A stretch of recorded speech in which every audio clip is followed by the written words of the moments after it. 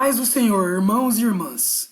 Se você tem um chamado de Deus na sua vida, uma promessa de ser um pregador ou pregadora, ou até mesmo se você já tem um ministério, leve o seu ministério a sério, venha se capacitar ainda mais na palavra de Deus e aprender os detalhes das Escrituras, os mapas das cidades da Bíblia, os costumes e culturas típicas daquela época e muito mais.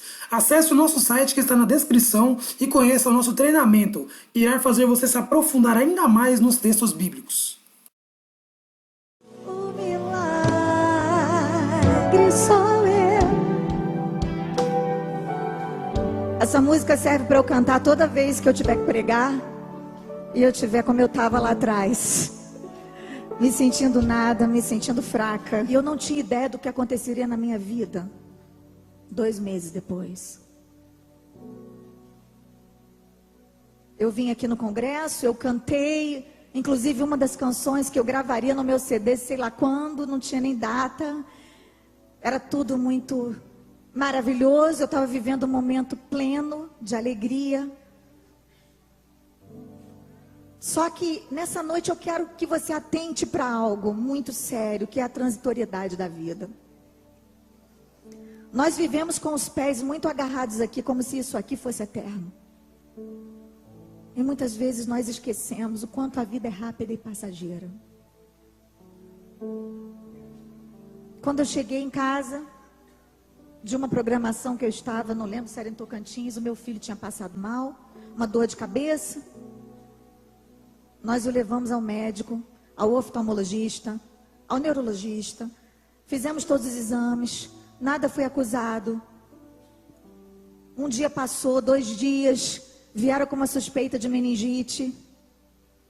Ele foi socorrido a tempo, ele foi internado. Meningite viral herpética foi o diagnóstico. E ele passou 1 semana internado. E quando ele começou a apresentar melhoras, ele recebeu uma alta para semi-UTI, que é um quarto onde ele poderia receber mais visitas, onde ele estaria sendo monitorado, mas estava tudo sob controle. A ponto de eu levar outros neurologistas para darem o seu parecer e eles dizerem, tranquilo, ele poderia estar sendo atendido em casa. Só com a ciclovia, ele está ótimo. Nós ficamos felizes. Só que de repente, uma noite,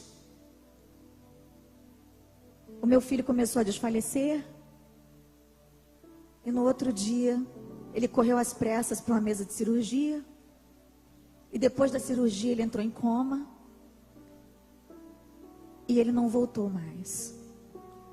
Foi 1 semana de clamor e oração. Foram 7 dias. Quem aqui orou pelo meu filho? Obrigada. O hospital foi invadido pela igreja. Pessoas até de outras igrejas. Pessoas católicas. Entraram nas suas igrejas e fizeram campanha de oração pelo Mateus. Não tinha uma placa denominacional, era só a igreja orando pelo Mateus, no mundo todo. O pastor Silas Malafaia, que é o meu pastor, ele viajou, depois de ir lá no hospital orar pelo meu filho, ele viajou para pregar no Uruguai. E quando ele chegou lá, quando ele entrou na igreja, o pastor da igreja estava levantando um clamor pelo filho da cantora no Brasil, sem saber que era o sobrinho dele. Porque o meu marido é irmão da esposa do pastor Silas. E toda a família engajada, jejum, oração, clamor nas madrugadas. Aquele lugar virou uma igreja. Irmãos, vocês têm noção? Vários enfermos foram curados. Nós oramos por todos naquele lugar. Todas as salas ecumênicas ficaram cheias de pessoas ajoelhadas orando. 24 horas por dia tinha alguém orando, ou dentro do CTI, ou lá fora, ao mesmo tempo. A glória de Deus invadiu aquele hospital. Pessoas que estavam afastadas de Jesus voltaram para o Senhor.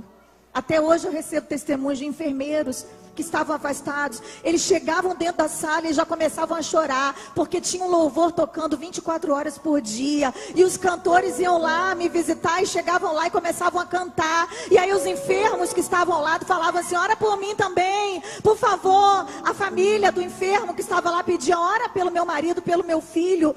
E nós orávamos. Eu sei que Deus não precisava levar o meu filho. para fazer o que ele fez ali. Não precisava. E eu nem acho que foi por isso que ele levou Mateus. Eu só sei que Deus pegou essa tragédia e de uma forma inesperada, como só Deus sabe fazer, Ele tem pego isso para ressuscitar mulheres, pessoas que têm desistido de viver. Não me pergunte como nem porquê. Eu só sei que Deus ainda pega as coisas fracas desse mundo para confundir as fortes. E Deus ainda pega as coisas desprezíveis e as que não são para confundir as que são. E é exatamente o que Deus tem feito na minha vida. Quando eu estava ali no CTI, agarrada com meu filho, chorando de joelho e dizendo para Deus: Senhor, se o Senhor levar o meu filho, eu nunca mais eu vou conseguir subir no púlpito para cantar. O Senhor sabe que eu não vou conseguir escrever uma canção nunca mais. Como é que eu vou contar essa derrota? O que é que eu vou dizer para esses médicos que eu tenho sustentado até agora dizendo que o Senhor vai ressuscitar o meu filho? E nessa hora o meu pastor entrou pela sala do CTI adentro e disse: Estela, Deus não precisa de ninguém que defenda a sua reputação. Deus não tem problema de autoestima. Deus não precisa provar nada para ninguém. Ele não precisa realizar milagre para salvar ninguém. Mas ainda que o seu filho vá parar num caixão, nós vamos orar por ressurreição, porque é nisso que a gente crê. Mas você precisa entender que existem coisas que a gente ora e Deus faz. E existem coisas que nem a gente orando Deus faz, porque estão numa esfera muito superior àquela que a gente pode compreender. Elas fazem parte das coisas eternas que só Deus pode tocar. Nós não vamos desistir. Mas ele ali me deu uma palavra que preparou o meu coração. E a partir daquele momento, o Espírito Santo começou a soprar no meu ouvido: o milagre é você, Estela. O seu filho vindo para mim, o milagre é você agora. E eu comecei a declarar essa palavra sobre mim: o milagre sou eu. O milagre sou eu. E no dia 14 de junho do ano passado, eu acordei e naquele dia eu já sabia que Deus havia decidido levar o meu filho. Eu fui para dentro da salinha de oração junto com as pessoas que estavam lá comigo e comecei a cantar: ao único que é digno de receber a honra e a glória, a força e o poder, ao Rei eterno, imortal, invisível, mais real, a Ele ministramos o louvor. Enquanto nós cantávamos, o médico entrou e disse que o coração dele parou, que não havia mais o que fazer. Nós entramos na sala, eu deitei em cima dele, eu fiz a oração de Elias, eu fiz todas as loucuras que uma mãe faz. Eu orei por ressurreição, botei minha cara no pó. E depois que eu vi que Deus tinha dito não, eu entreguei meu filho para o Senhor e disse: Deus, eu não vou parar de te adorar, porque o milagre sou eu. Eu fiz uma decisão, eu fiz uma escolha, mas eu só escolhi o Senhor porque Ele me escolheu primeiro. Ele me escolheu primeiro. Ele escolheu a cada uma de nós, apesar dos nossos defeitos, apesar das nossas crises, apesar do pecado, apesar das nossas dores, apesar do nosso passado, apesar de tudo que somos e do que não somos também. Não há explicação para tudo que nós enfrentamos na vida. Mas uma coisa eu sei: eu não poderia estar aqui hoje cantando para vocês se o milagre não fosse eu. Depois dali eu entrei dentro de um estúdio com a minha banda e saiu um CD. Eu entrei para chorar, Sabe por que eu continuei pregando? Porque eu precisava falar. E eu ainda preciso. Porque cada vez que eu falo, Deus me cura um pouco mais. Cada vez que eu declaro que o milagre sou eu me sinto mais forte. Nós chegamos em casa. Nós dobramos as roupas do nosso filho. Nós passamos por cada etapa que se tem que passar. E temos passado. Eu e o Lucas nos internamos lá na instância. Ficamos lá alguns dias com a pastora Zenete. Foi tremendo para nós a experiência que vivemos ali. Como essa igreja, né, de uma forma indireta, tem tido uma participação tão tremenda. A Ana Paula Valadão estava lá, eu acho que era na Indonésia, orando por nós com um exército de mães, clamando numa língua que eu nunca ouvi na minha vida. Mas o Senhor entendeu. Ele entendeu cada oração que foi feita pelo Mateus.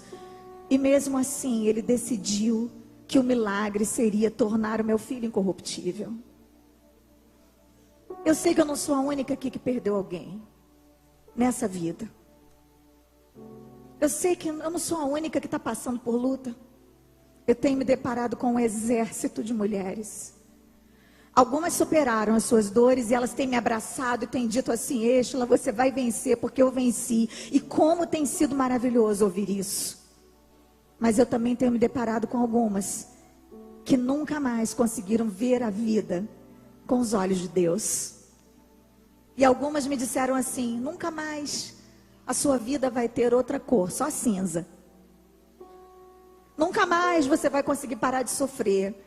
E eu rejeito essa palavra em nome de Jesus. Porque eu não estou aqui para me adequar, para ser moldada às circunstâncias. Eu estou aqui para contrariar as expectativas de Satanás. E você também. E você também. Eu nasci num contexto de milagre. A minha mãe, ela está viva porque ela é um milagre. O meu marido hoje é um pastor porque ele é um milagre nas mãos do Senhor. O meu filho Lucas está no Nepal fazendo missões porque ele é um milagre nas mãos do Senhor. O meu marido está em São Paulo pastoreando igreja porque ele é um milagre nas mãos do Senhor. A nossa vida seguiu porque nós decidimos não parar. Nós não somos de outro material. Nós somos feitos à imagem e semelhança de Deus, assim como você. Tem o DNA de Deus em nós, assim como você tem. E eu vim aqui para te dizer que se eu consigo, você também consegue. A alegria do Senhor é a nossa força, sim. Claro que tem dia que a gente chora. Mas também tem dia que a gente ri, sabia? Tem dia que a gente dá gargalhada. Tem dia que a gente acorda e a gente se sente forte. Tem dia que a gente se sente fraco. Mas o poder de Deus continua se aperfeiçoando na nossa fraqueza. E quando dizemos que estamos fracos, aí é que somos. Sabendo que o que ressuscitou o Senhor Jesus nos ressuscitará também por Jesus. Que Deus limpará dos nossos olhos toda lágrima, não haverá mais morte, nem pranto, nem clamor, nem dor, porque já as primeiras coisas são passadas. E nós também sabemos que os que semeiam com lágrimas, eles colherão com... Qual é o tema desse congresso? Unção e alegria. Elas estão ligadas. Não dá para ser feliz sem a presença, sem a unção do Espírito Santo de Deus. Aquele que leva a preciosa semente andando e chorando voltará sem dúvida com alegria. Fala, com alegria. Com alegria. Trazendo consigo os seus molhos. Eu vim aqui para dizer para você que eu ainda estou na ida. Eu ainda estou andando e chorando. Mas os meus olhos já estão na volta. Eu já estou sonhando com esse tempo em que a minha dor, ela vai ser apenas um testemunho de uma dor que foi curada. Ainda não chegou plenamente esse tempo, mas eu ainda creio que dias melhores virão. Fica de pé no seu lugar, mulher de Deus. Eu amo o Senhor. E o inferno vai ter que conviver com essa verdade para sempre. Eu não vou parar, vou continuar te adorando, Deus. O milagre sou eu, sou eu. Eu não vou parar, vou continuar te adorando, Deus. O milagre sou eu. Deus quer transformar a sua dor no seu testemunho. Deus não quer que você saia daqui desse congresso como alguém derrotado. Pode ser que você chegue em casa e receba um telefonema e a sua vitória seja algo concreto. Mas se não acontecer dessa forma, coloque os seus olhos nas coisas eternas. Coloque os seus olhos nas coisas eternas. Deus tem te chamado para fazer parte de um exército que caminha com os pés na terra e os olhos na eternidade. Você é eterna, querida. Isso aqui é só uma casca. A casca apodrece. A pessoa que está aí do seu lado amanhã pode não estar mais. Mas todos nós um dia podemos estar juntos na eternidade. Você tem noção do que vai ser de você na eternidade? Você que veio convidada por alguém, você que veio trazida ou arrastada por alguém, entende o valor que há na eternidade, nas coisas eternas. Deus não te chamou para fazer parte de um plano apenas físico. Você é espírito e habita num corpo. O corpo volta para o pó, o espírito volta para Deus que o criou. Para quem você vai voltar? Para onde você vai após a morte? Para onde você vai quando a trombeta soar? Quando Jesus arrebatar a sua igreja? Você tem certeza do seu destino?